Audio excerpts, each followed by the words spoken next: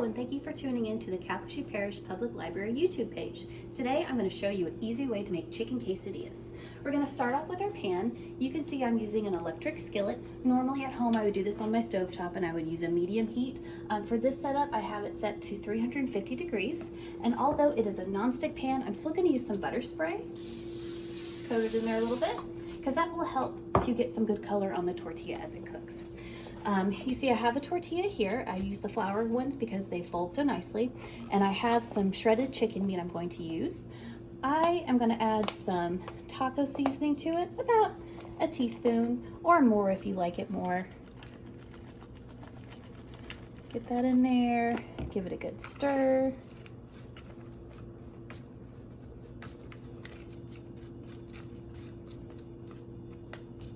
And I'm going to put it on half of my tortilla.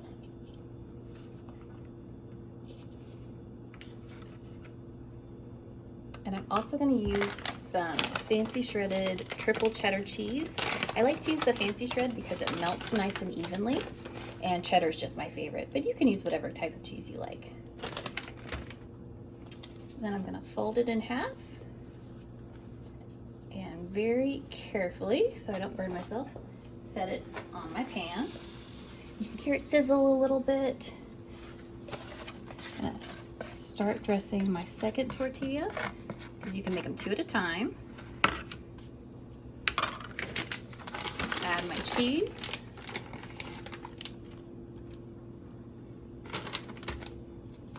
Fold it in half. And cozy it up on the other side. Now I'm also going to put on a cast iron bacon press because that's going to help so your tortillas don't unfold, and it's also going to add some pressure so you get an even cook on your tortillas. You want to make sure you don't burn them, so you'll want to keep them in the pan for about a minute and a half before you flip it. It's just like a grilled cheese sandwich, you don't want to burn it. Nobody likes a burnt quesadilla. Gonna let it sit for just a little bit longer before we flip it. You want to be very careful with your hot surfaces on our electric skillet. It's safe to touch here, so whenever you're cooking at home, especially if you're one of our kiddos or one of our teenagers, make sure you're being safe. All right, I'm going to lift our bacon press. I'm going to flip the first tortilla first, very carefully. You can see it's already starting to color. Flip the other one. Whoops, that's okay. That happens sometimes. Put the bacon press back down.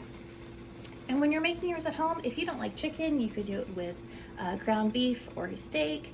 You could use seafood or sauteed vegetables, or you could even make a breakfast quesadilla with some eggs, maybe some bacon or some sausage, just whatever makes you happy.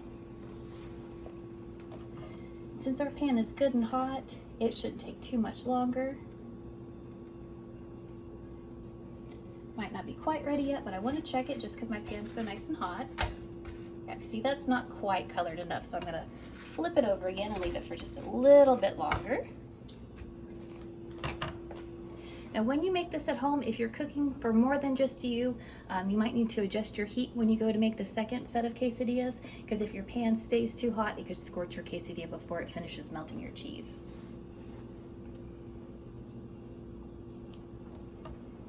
Okay, so that's long enough. I'm going to take it out of the pan, put it on my plate. I'm going to make sure to turn my heat off.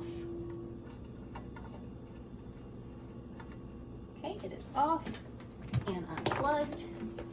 I'm going to set my bacon press in the sink because I don't want to set it on the counter. And then because it's crispy, I can just cut it in half with the end of my spatula there. And there you have it, nice and easy quesadillas. I like to have mine with a little scoop of sour cream. You could have yours with queso or with salsa or guacamole, whatever you like. And if you're making a breakfast a breakfast quesadilla, excuse me, you might want to even add a little bit of hot sauce to it. All right, so I'm going to give this a try. Dip that in there, take a bite. Oh yeah, it's good. Well, thank you for tuning in. I hope you enjoy your quesadillas. Have a great day.